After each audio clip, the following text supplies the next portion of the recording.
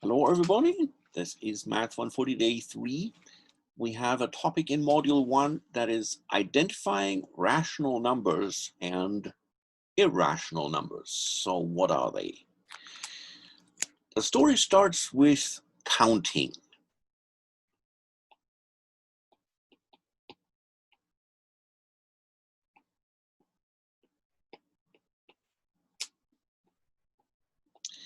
So that's known as the natural numbers.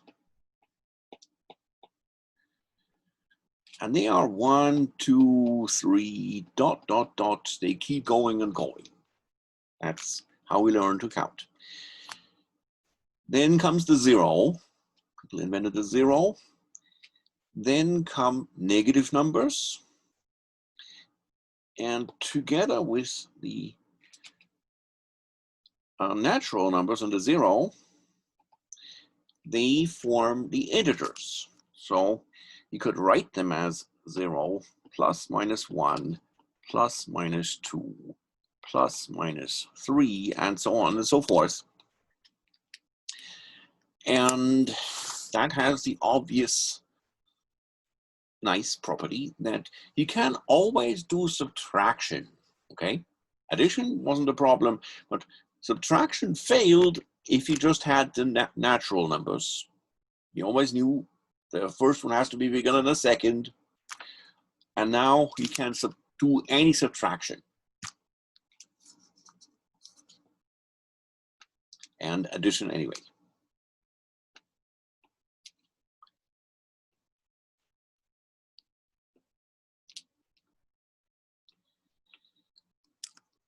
And then we have multiplication. We can always do multiplication, but the reverse of that is division. And we all know that sometimes works and sometimes it fails. And to make that work, we need fractions.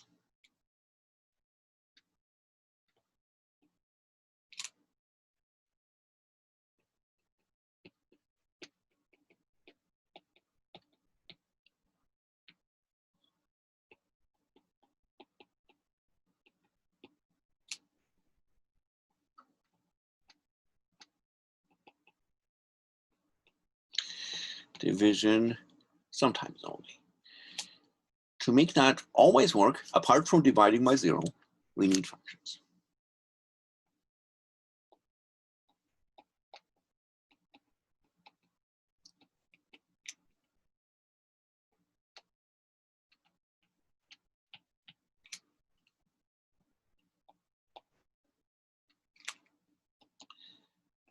Fractions, and that is the rational numbers from the headline. Headline, remember, rational numbers.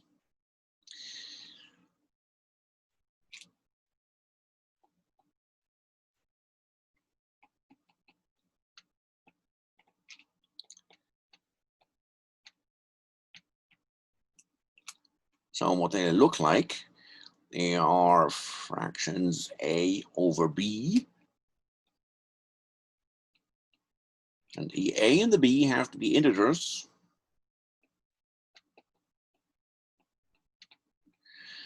And the b can't be 0.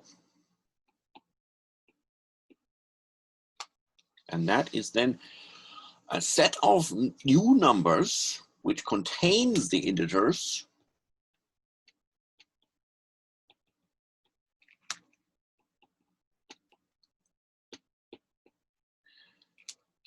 via an integer a could be written as a divided by 1, and so it's included in the set of fractions. And now you can even do division except for dividing by 0. Even if your numerator and your denominator are fractions themselves, doesn't matter, you still can do division. But first, multiplying fractions.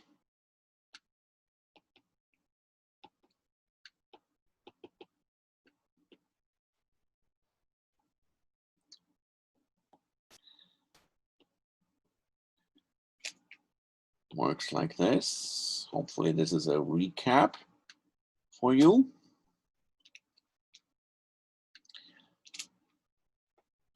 Dividing fractions works like this.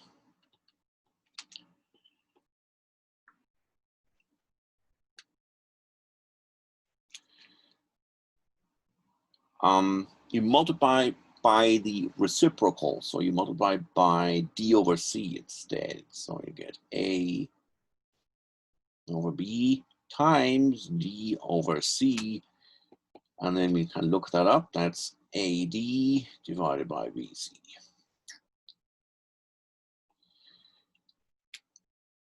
So far, so good.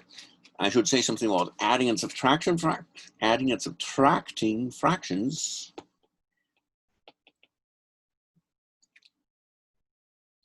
Let's just stick with the adding.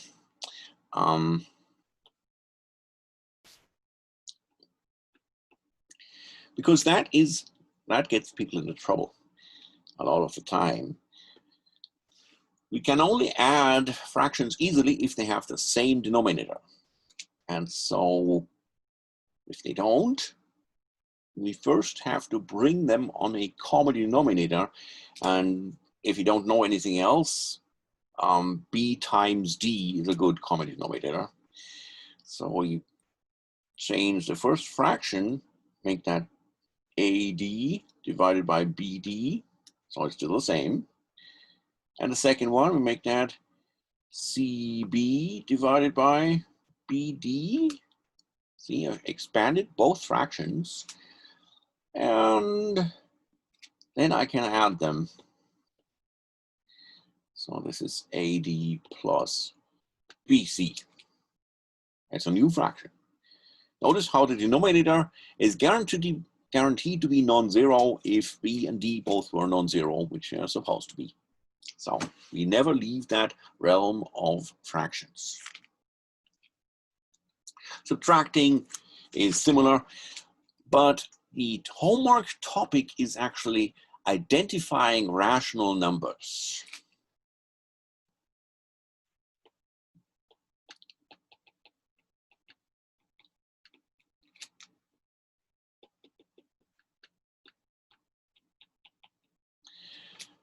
So, well, if they come as fraction of integers, obviously check, that is a rational number. But now there's the decimal fractions. Decimal fractions. We probably have seen this, that 0.3333 dot dot dot, I'm never gonna get to the end of this, it goes on forever and ever, is equal to 1/3. Why is that true? I could be tongue-in-cheek a little bit and say, multiply both sides by 3 and you'll see. So this is something that really belongs into calculus, and we're not going to dwell on this. I'm just going to give you the rule for which this is an example.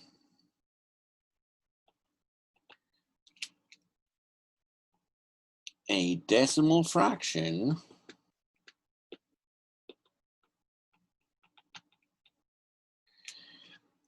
is a rational or equal to a rational, that is a fraction of two integers, exactly if it eventually repeats.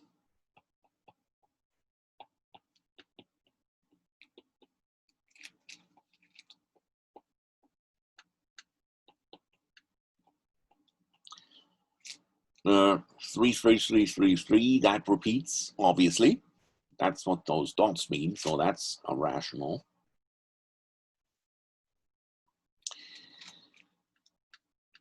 Examples of repeating decimal fractions.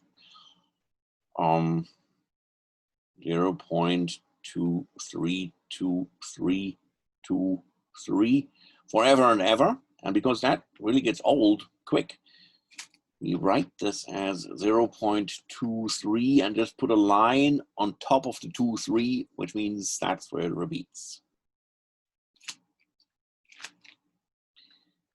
So that's irrational. What fraction is that actually? That's a good question. And that is, as far as I can see, not in this module. And again, we'll leave the calculus tool. So don't worry about it. Just remember, it's the rule that this is a rational number. Let's do another one.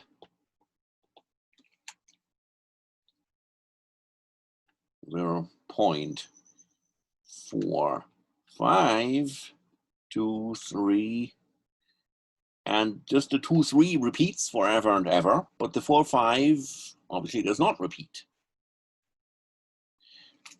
Is irrational.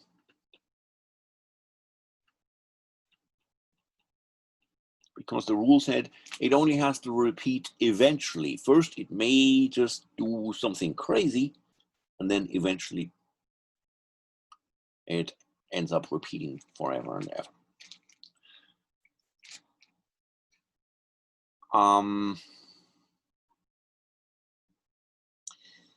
Something which is not rational.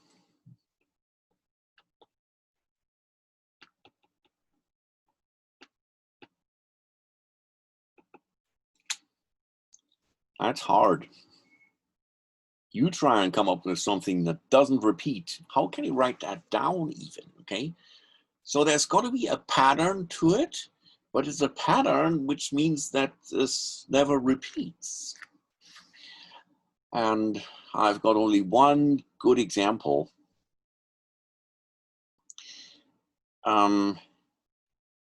If you write a 1 and then 1 0 and a 1 and then 2 zeros and a 1 then 3 zeros and a 1 and then 4 zeros, dot, dot, dot. It's a pattern, and there's no sequence of digits that will repeat forever and ever. You can think about it, how that works. And that's my favorite example.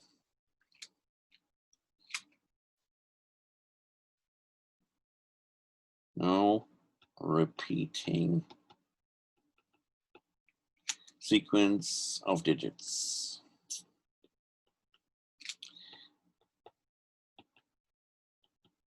And of course, you can play around with that and replace actually any of those ones by any other number, and it's still not a rational number because those zeros are, that destroys the repeating. I'm going to tell you something else, and you'll learn more about this number in trig, and that is the number pi. So that's roughly 3.14, but not exactly 3.14, and it has been discovered that it's not rational.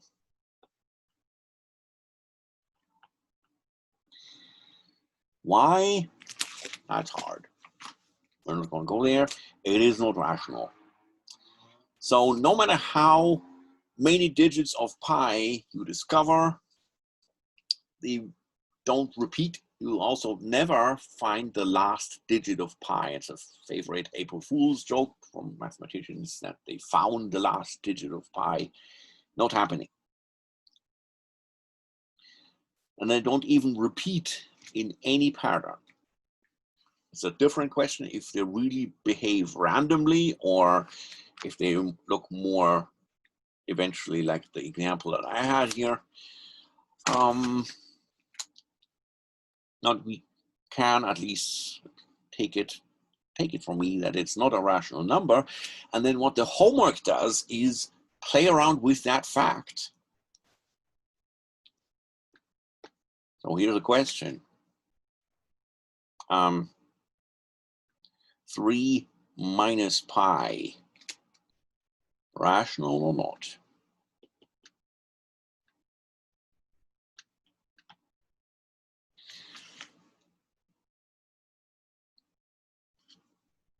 And the answer is, pause the video, think about it for a second.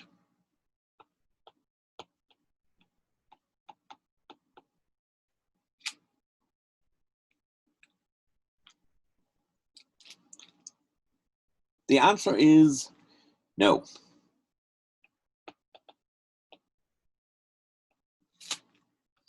Why not? Let x be that 3 minus pi, and then it's a reasoning that is called by contradiction. Hypothetically speaking, if x was rational,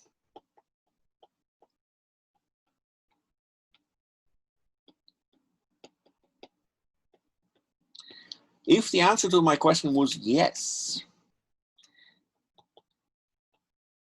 then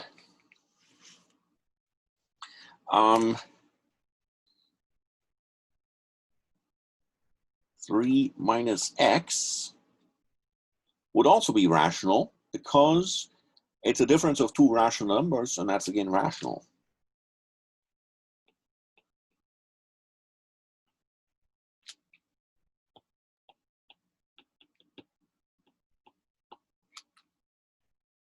Three and x both rational. The difference is again rational. But 3 minus x is pi. That's why I looked at this. So I recreated this irrational number pi using the x and the 3. And that's not rational.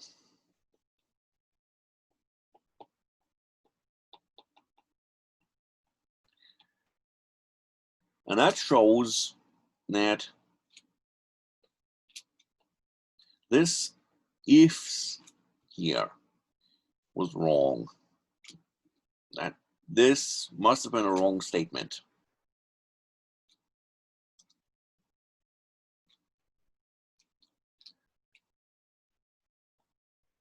So x was rational was wrong.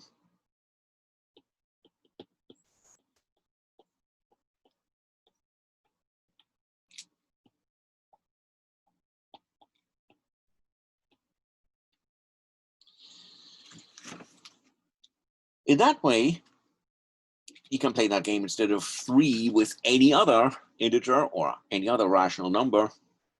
You can also do 3 plus pi, add instead of subtract, and get a whole bunch more non-rational numbers.